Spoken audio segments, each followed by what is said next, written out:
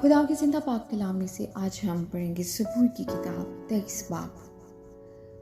خداوند میرا چوپان ہے، مجھے کمی نہ ہوگی۔ وہ مجھے ہری ہری چراگاہوں میں بٹھاتا ہے، وہ مجھے راحت کے چشموں کے پاس لے جاتا ہے، وہ میری جان کو بحال کرتا ہے، وہ مجھے اپنے نام کی خاطر صداقت کی راہوں پر لے چلتا ہے۔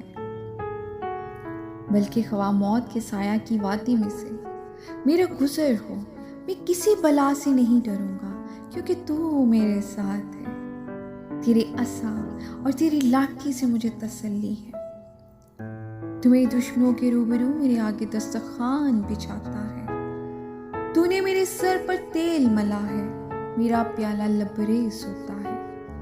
یقیناً بھلائی اور رحمت عمر بھر میرے ساتھ ساتھ رہے گی، اور میں ہمیشہ خداوند کے گھر میں سکونت کروں گا۔ آمین۔